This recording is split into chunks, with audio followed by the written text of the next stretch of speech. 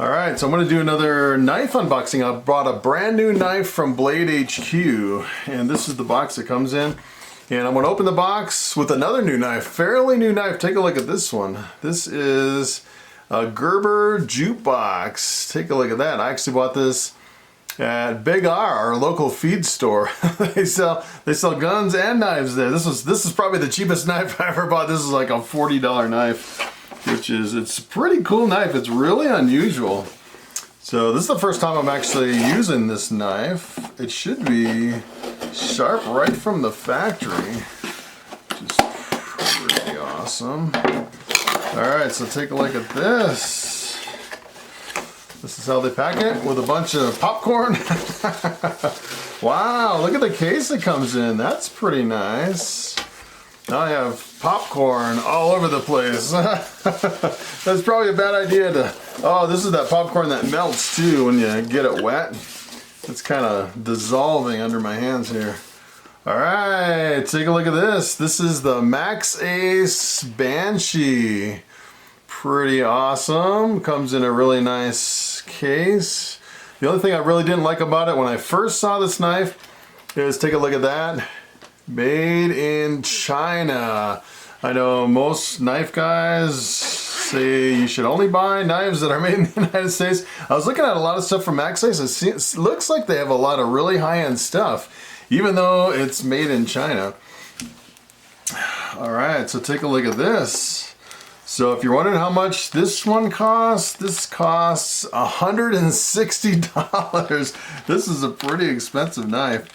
Alright, take a look at this. Oh wow, it actually, so this comes with two blades. It comes with a trainer blade and a sharp blade. And from what I've actually seen is people say that theirs actually came with a trainer blade installed. And this one actually looks like it has the live blade installed on there. Take a look at that.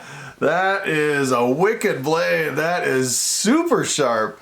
Take a look at how pointy that is right at the end. It seems like he could easily snap the end off. Look at the end of that. That's pretty crazy. As far as the sharpness, ooh, that is really sharp. I'd say that's probably one of the sharpest blades that I've actually felt right out of the box. I'm thinking you could shave with this. This is a super sharp blade, which is pretty crazy. It says Banshee V2, I guess that's the version 2. The steel on this one is 14C28N. It says it has a really nice pocket clip right here. Pocket clip seems really sturdy, like it would fit in your pocket really well. It has the G-10 handles. I actually had to look up what G-10 is. G-10 is a type of fiberglass. I've never actually seen anyone do a review on the G10 and actually say that it's fiberglass. So it's one of the, it's the #1 strongest fiberglass composite that exists, which is kind of interesting. They used to use this for circuit boards.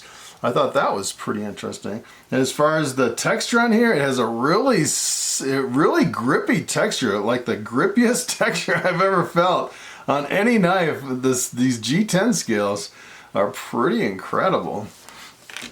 Alright, so what I really bought this for, I bought it for this blade right here. Take a look at this. This is the trainer blade. And one of the reasons I bought this is because I wanted a balisong that I could use anywhere. So take a look at that. So the first thing I'm going to do is swap out this blade. I'm not good enough to actually use a razor sharp blade like this, you know, practicing new tricks. I'm going to swap it out with this blade right here. So it looks like just about the same. So, well, as a matter of fact, this one is just a little bit shorter than the real blade. Just a hair shorter, maybe like 1/4 inch, which is pretty interesting. The other thing interesting about this is it has these red spacers. I really like the difference between the contrast between the black and the red. Look at those red spacers. That is really sharp. I really like the black and the red together. And as far as the latch here, look at how nice the latch is. The other reason I bought this is because I wanted it for everyday carry with the trainer blade, so it would be legal anywhere I go. So if I'm going to like like family reunions or weddings or birthdays or something like that, I could actually bring this knife and not freak everyone out with this really super razor sharp blade. I could put on the trainer blade and just do some tricks and see if anyone else knows some tricks, which is pretty awesome. So it's kind of a dual purpose where I still have the really sharp blade if I want it. And usually with the really sharp blades, what I do is I put duct tape on them, and then I'll actually practice with the duct tape. And then if I need a really sharp blade, I'll just peel off the duct tape and I'll have it. The only downside to having a really super sharp tip like that, really pointy tip, I've actually seen people say that their worst injuries were when they actually drop the knife on their foot and they stab themselves in the foot with that really sharp blade, which is it could be really dangerous. You know, a lot of people think, you know, I'm a really good flipper, but when it comes to dropping it and, you know, accidentally flinging it across the room with a really pointy blade like that, it can be kind of sketchy. I was actually looking up the steel, the 14C28N. It's one of the preferred steels as far as knives. So it looks like it's a really good, really tough, and really corrosion resistant. Let's see, what else can I tell you? The latch is actually a spring latch, which on some knives, a lot of people, I always thought, you know, I'm never going to buy a knife without the spring latch. I love the latch and I love the spring on it, but I've actually been eyeing some other knives that don't have the spring. And the problem is if they don't have the spring, a lot of times they can get caught in the action when you're flipping them around. And this one has a really good, probably the best spring I've ever seen, to where it goes right up to the top every time. It doesn't even go over just a little bit. Really nice spring latch. And it has, looks like it has, wow, you have to really, really kind of squeeze it together really hard to get that latch over. Really super secure latch. I've seen some of them where the latch on them is not that secure and they tend to pop off. This one actually has a really nice indent right there. Wow, you gotta really, you gotta put some pressure. But if you look right there, it has a really nice indent as far as where the latch fits in right there, which is really nice. Really hard to get the latch on, but once you get it on, it is in place. So let's see. Let's see how it flips. It seems like it needs to be tuned a little bit. Look at how stiff it is right out of the box. That is pretty stiff as far as kind of the play and the handle. So essentially, well, the first thing I want to do is to change out the blade and then put Loctite on the pivot screws and then loosen them up a little bit. So it's not really optimized for flipping right now. Has an interesting feel. Wow, it feels really light, really super light. I'm hitting my tripod. I feel confident to do a basic opening. I have a short space right here, but with that razor sharp blade, I really don't want to do any more tricks other than that. But from what I felt, it feels really good. Compare that with, this is the one I've been using. This is my other one. This is actually a Balisong 8, which is a really awesome knife. It actually came kind of really stiff like that. And I loosened up the handles, and take a look at this, how awesome those are as far as really loosening. It just keeps going and going. And this thing is a beast. This thing is completely different than that. It kind of clunks around. It seems a lot more clunky, I guess, than this one. This one seems a little more solid. I don't know. I've actually heard people review kind of these two side by side, and they said that this one blows away this one. So I'm thinking maybe this one will be my regular flipper going forward. And I might go back and forth between the two. But from what I'm feeling right now, it feels like this is flipping a lot better than this one, which is kind of interesting.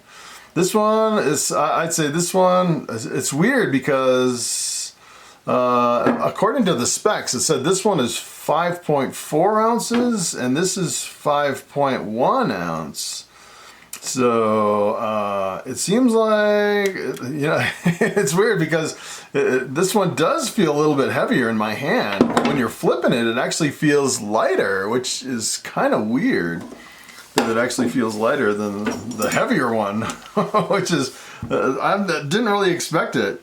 I guess it's because maybe the handles are a little bit lighter, or I'm not exactly sure.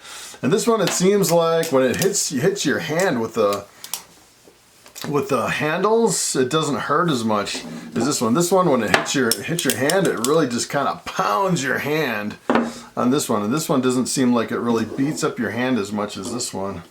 So that's kind of an interesting effect on this. So the first thing I'm going to do is, you know, take it apart, put the trainer blade on it, kind of tune it up a little bit. But so far, I really love it. So if you actually compare the clips on these, yeah. So this one might have a problem staying in your pocket. So take a look at the clip on this one. You can actually kind of move it a little bit with your finger. And this clip is awesome. You can't even move it with your finger, but you put it in your pocket and that thing is not going anywhere. I love the pocket clip on this. The other thing I was thinking on this new one here, on the Maxace Banshee, is take a look at how far the clip comes up, about halfway up the knife. So I'm thinking maybe this could get in the way as far as flipping. I'm not sure, but it seems like this one has a better clip because you can actually get right in the middle and all the way up and down the handle without running into the clip. This one seems like the clip might get into the way of doing so. Of course, the sweet spot for most of the moves is kind of right up in here, so maybe not an issue as far as the clip. Of course, this is kind of interesting too. So take a look at this. I was actually looking at it backwards.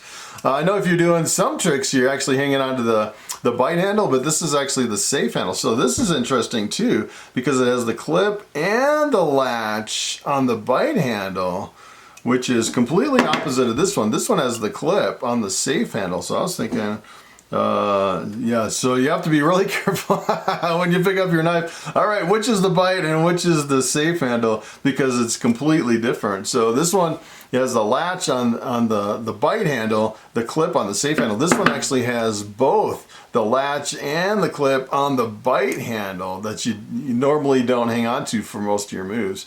Mostly you're hanging over here. So yeah, so that's not an issue at all as far as the clip for most of your moves. Some of the moves I know, some of the tricks you'll actually start with the bite handle, but a lot of those, I would say you start kind of further up on the bite handle, so it may not be an issue keeping the clip on for most of your moves. But yeah, I'm actually surprised that it feels a lot lighter than this one when you're doing kind of your tricks and everything, your flips, versus just kind of holding them in your hand. It definitely feels a little bit heavier than this one. So that's kind of surprising. And also, if you actually look at looks like the hardware on these, look at the pivot screws on these compared to these. It seems like these are a little bit more high end. Of course, this knife, the Balisong 8 by Bear Ops, this one right here, this was like $110 knife versus $160 knife. So it's definitely a difference between the two as far as the price. So this is kind of like the lower entry range where you get a good knife by the cheapest price you can get, and this is kind of what they consider to be a mid-range. But boy, look at that blade. How sharp that blade, how pointy that blade is right at the end. That is really crazy looking. That's a pretty awesome looking knife. All right, I tried to actually get this on a kind of a white background here so you can see a little bit better, versus last time I actually was trying to do this on a black background. It seemed like everything kind of disappeared in the black. All right, so that's my unboxing and initial review of the Maxace Banshee, made in China. A lot of people are kind of against that, made in China. A lot of people just go, you know, made in USA only, but it's from what I'm seeing, Maxace is definitely a good company, and this is definitely a good buy. All right, thanks for watching, and I'll see you in the next one.